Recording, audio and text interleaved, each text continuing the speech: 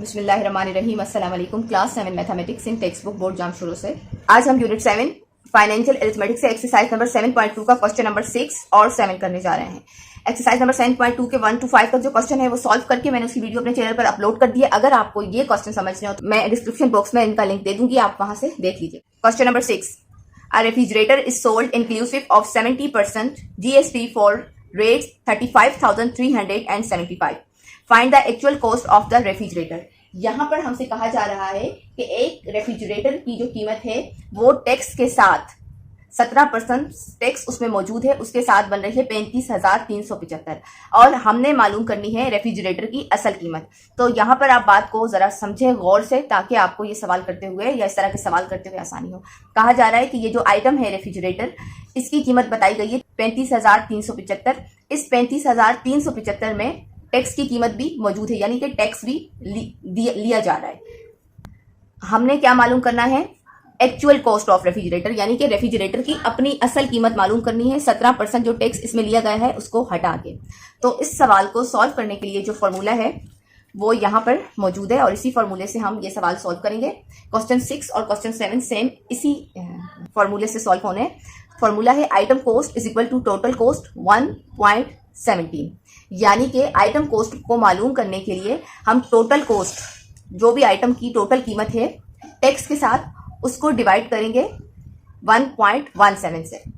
तो इसको करते हैं कॉपी में सॉल्व और साथ में आप लोगों की ये जो कंफ्यूजन है कि 1.17 क्यों आ रहा है ये भी मैं आप लोगों की क्लियर कर दूंगी। और बहुत से स्टूडेंट्स ये भी सोच रहे हैं, उनकी ये कंफ्यूजन भी है कि आइटम कॉस्ट के लिए एक फॉर्मूला पीछे पेज नंबर 113 पर भी मौजूद है, जिसमें हमसे कहा गया है कि आइटम कॉस्ट को मालूम करने के लिए टोटल कॉस्ट में से जीएसटी निकाल लें तो आइटम कॉस्ट हमारे पास आ जाएगी। इस फॉर्मूले से भी तो आइटम कॉस्ट मालूम हो सकती है। ऐसे भी सोचते हैं तो वो ठीक सोचते हैं कि हमने अगर आइटम कॉस्ट मालूम करनी है तो हम ये फॉर्मूला क्यों नहीं अप्लाई कर सकते। देखें, ये फॉर्मूला भी अप्लाई कर सकते हैं, लेकिन इसमें क्या होगा, इस तरह के फॉर्मूले में आइटम कॉस्ट को मालूम करने के लिए जो टोटल चीज की कीमत है, जैसे कि रेफ्रिजरेटर की कीमत है 35,375, उसमें से हम माइनस करेंगे जीएसटी 17% जीएसटी। अगर हमारे पास जीएसटी कीमत में होता हम माइनस करते, सिंपली आइटम कॉस्ट मालूम करने के लिए ये फॉर्मूला यूज करते। लेकिन चूंकि हमें आइटम कॉस्ट मालूम करनी है और यहाँ पेज नंबर 114 पर आइटम कॉस्ट के लिए जो फॉर्मूला है वो क्या है कि टोटल कॉस्ट को डिवाइड करें 1.17 से। तो ये इसलिए है आइटम कॉस्ट का ये फॉर्मूला कि इसमें हमारे पास जो जीएसटी है उसके रेट्स यानी कि कीमत मौजूद नहीं है, बल्कि हमारे पास जीएसटी की शरह फीसद मौजूद है। यस, जैसे कि हमें बताया गया कि 17% इसमें टैक्स भी मौजूद है। ये नहीं बताया गया कि इतने रुपए 2,000, 3,000, 5,000, 35,000 पे टैक्स लिया जा रहा है। सपोज टू, जो टैक्स में अभी आपको मैंने कहा 2,000, 3,000, लेट सपोज टू आप ऐसे ले लें। तो जब भी आपको आइटम कॉस्ट मालूम करनी है और आपके पास टोटल कॉस्ट भी मौजूद हो और इसी तरीके से जीएसटी की कीमत मौजूद हो, पैसों में रकम अमाउंट में मौजूद हो, तो आप ये वाला फॉर्मूला यूज करेंगे। 113 पेज पर जो है item cost is equal to total cost minus GST. लेकिन अगर आपसे आइटम कॉस्ट मालूम करने का कहा जा रहा है और आपको सवाल में टोटल कॉस्ट दी गई है जिसमें जीएसटी के रेट मौजूद है शरह फीसद में, तो आप ये फॉर्मूला यूज करेंगे जो कि पेज नंबर 114 पर है। यहाँ पर क्वेश्चन नंबर 6 को मैंने लिखा हुआ है और क्वेश्चन नंबर 6 को एक दफा मैं फिर रिवाइज कर देती हूँ कि 35,375 रुपए में रेफ्रिजरेटर को सेल किया जा रहा है और उस 35,375 में जो सेलर है उसने 17% जीएसटी की कीमत भी ले ली है, मौजूद है। और हमसे कहा जा रहा है कि हम रेफ्रिजरेटर की असल कीमत को मालूम करें। तो पहले हम डेटा लिखते हैं। डेटा के लिए जो मैं स्टेटमेंट लिख रही हूँ वो है कॉस्ट ऑफ रेफ्रिजरेटर, या रेफ्रिजरेटर के बदले आप आइटम लिखते हैं तो भी आपकी मर्जी है। इंक्लूडेड, यानी कि इसमें टैक्स भी इंक्लूडेड है, included GST rate 17% is equal to 35,375। अब इस स्टेटमेंट का मतलब है रेफ्रिजरेटर की कीमत जो है 17% टैक्स के साथ 35,375 है और हमने क्या मालूम करना है? Actual cost.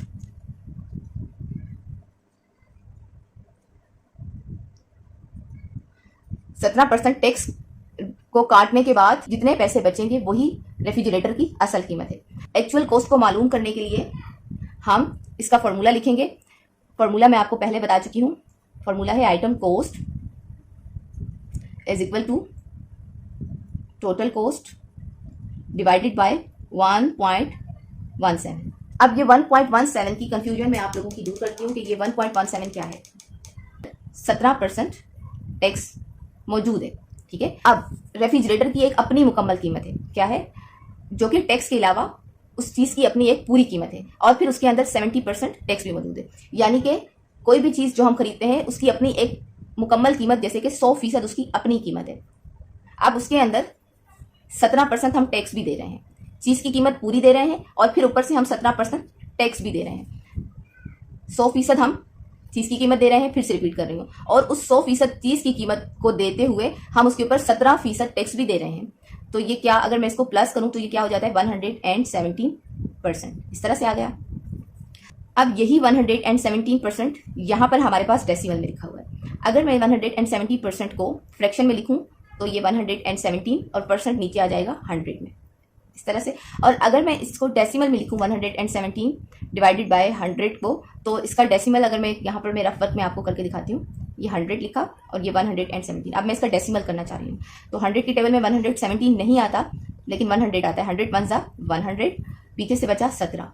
100 की टेबल में 17 नहीं आता, पॉइंट लगा के मैं 0 बढ़ाऊंगी यहाँ पर। अब 100 की टेबल में दोबारा से 100 आता है, 170 नहीं आता, तो 100 1 170 माइनस करते हैं, 70 नीचे आ जाता है। ऊपर क्वेश्चन में पॉइंट की वजह से हम एक 0 और बढ़ा लेंगे, और 107 700 ऐसे है। तो हमारे पास क्या आ गया, 1.17। तो फ्रैक्शन को हम डेसिमल में इस तरह से चेंज कर सकते हैं। अब यही 1.17 यहाँ पर इस तरह से मौजूद है कि एक चीज़ की अपनी कीमत भी है, जैसे कि रेफ्रिजरेटर की अपनी 100% कीमत है, और उसके साथ साथ उसमें टैक्स भी इंक्लूडेड है 17%। तो यही 1.17 की स्टोरी है जो आपको कंफ्यूज कर रही है। अब ये चीज़ क्लियर होने के बाद हम असल सवाल को सॉल्व करने पर आते हैं कि उसमें हमें क्या करना है। ये जो फॉर्मूला है, इसमें ये जो वैल्यूज़ है वो पुट करनी है। आइटम कॉस्ट हम मालूम कर रहे हैं, तो मैं दोबारा से लिखती हूँ, item cost is equal to total cost क्या है टैक्स के साथ 35,375, उसको डिवाइड करना है 1.17 से, यानी कि एक चीज़ की 100% कीमत है और उसके साथ 17% टैक्स भी है। अब ये आपस में हमने डिवाइड करने हैं, तो आप लोग फिर से एक और चीज़ को देखें कि ये जो हमारे पास डिनोमिनेटर नीचे है, यानी कि हमारा ये जो डिवाइजर बनने जा रहा है, ये किसमें है, डेसिमल में है। अब इसको डेसिमल से हमने होल नंबर में चेंज करना है, ताकि हम 1.17 को 117 में कन्वर्ट करके 35,375 के साथ मल्टीप्लाई कर सकें। तो यहाँ जो नीचे हमारे पास डिनोमिनेटर डेसिमल में है, इसको हम होल नंबर में किस तरह से चेंज करेंगे, दोबारा रफ वर्क में आप तवज्जो करें। तो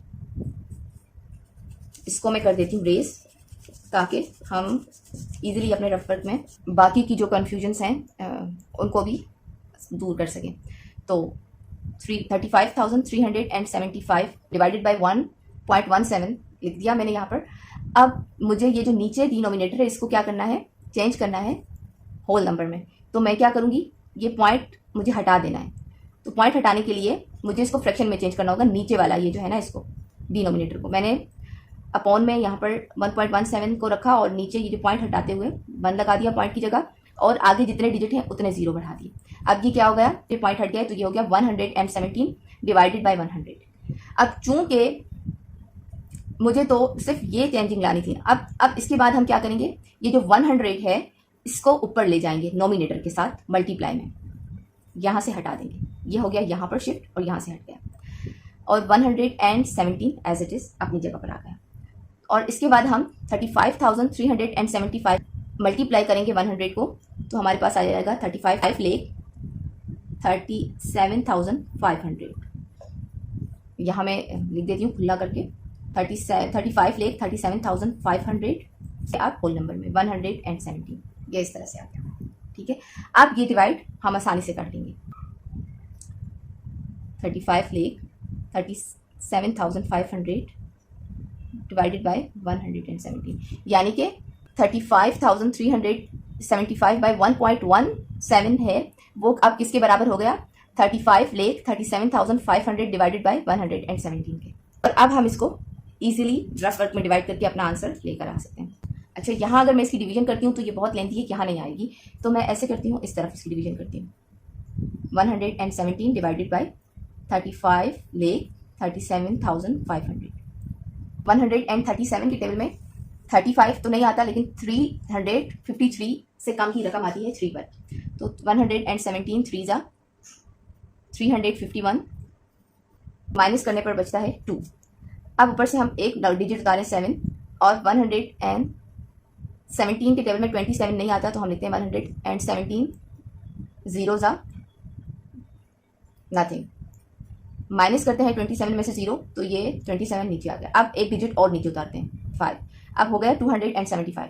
तो 117 के टेबल में 275 से कम आता है 2 पर, 17 2 जा 234, माइनस करेंगे तो हमारे पास बचता है 41। ऊपर से हम 0 उतारते हैं नीचे, और फिर 117 के टेबल में 410 से कम आता है 3 पर, 351, माइनस करने पर हमारे पास बचता है 59। ऊपर से हम 0 नीचे उतारेंगे, और 590 तो नहीं आता 170 के टेबल में, लेकिन उससे कम आता है 5 पे, 585, माइनस करने पर बचता है 50।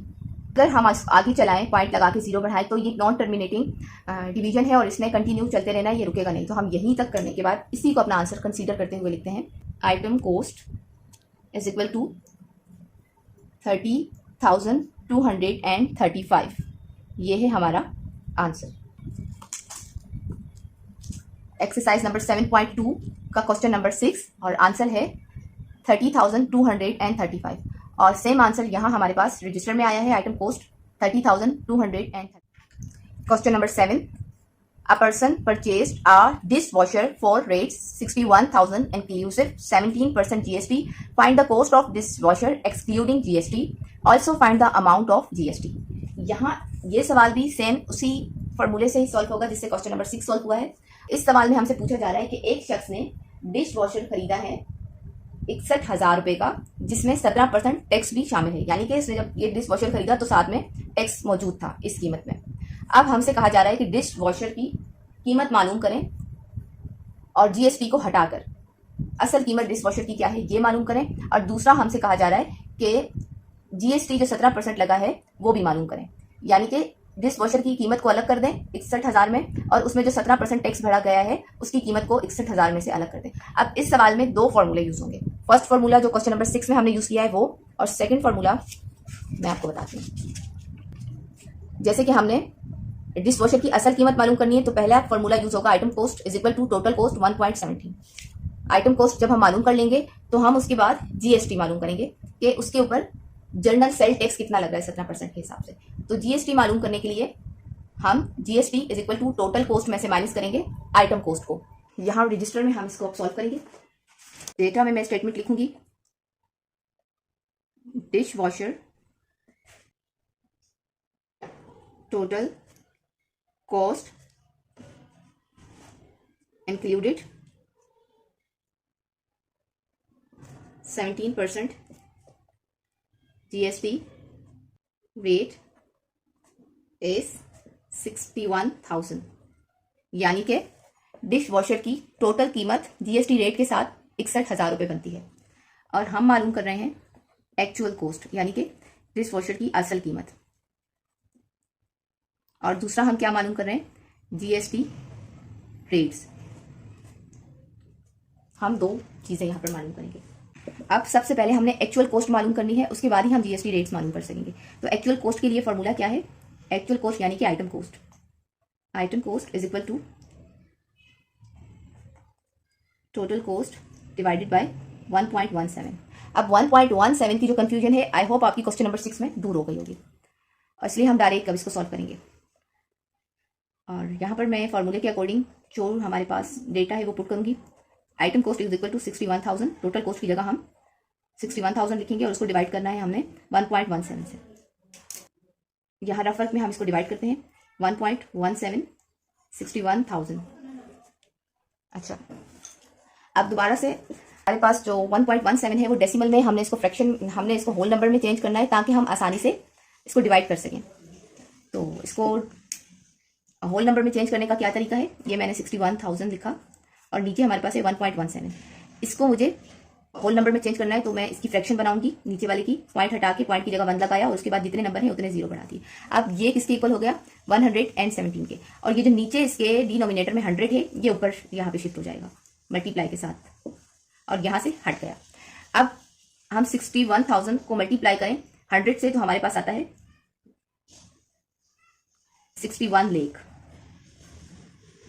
डिवाइडेड बाय 117, क्योंकि हम पॉइंट को अब हटा चुके हैं किस तरह से, फ्रैक्शन में चेंज करके, और फिर यहाँ ऊपर डिनोमिनेटर जो फ्रैक्शन का आया उसको ऊपर हमने डिवाइड कर दिया तो हमारे पास ये आ गया। अब हम इस तरह से भी लिख सकते हैं कि 61,000 इक्वल है 61 लाख के और 1.17 इक्वल हो गया है 117 के।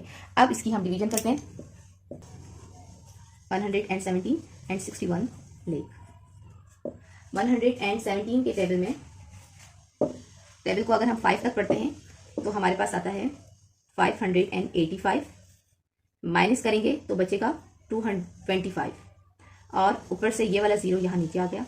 अब 117 का टेबल 2 तक पढ़ें तो आता है 234, माइनस करेंगे तो हमारे पास आएगा 16 और ऊपर से ये वाला जो 0 है वो यहाँ आ गया।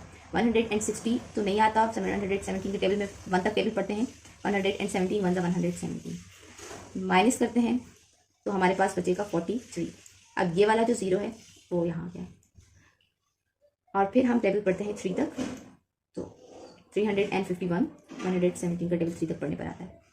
माइनस करने पर हमारे पास बचेगा 79 और ऊपर से ये जो 0 है ये हम नीचे उतारेंगे और फिर 117 का टेबल हम 6 तक पढ़ें तो आएगा 720, माइनस करते हैं तो हमारे पास बचता है 70। पॉइंट लगा के मैं 0 बढ़ा देती हूँ और फिर 5 तक टेबल पढ़ें तो हमारे पास आता है 175 से 585, माइनस करने पर हमारे पास बचता है 165। अब ये पॉइंट लगा हुआ है, मैं 0 बढ़ाती जाऊंगी तो ये बढ़ता जाएगा, इसलिए यहीं तक मैं इसको करती हूँ स्टॉप। यहाँ पर लिखती हूँ आइटम कोस्ट का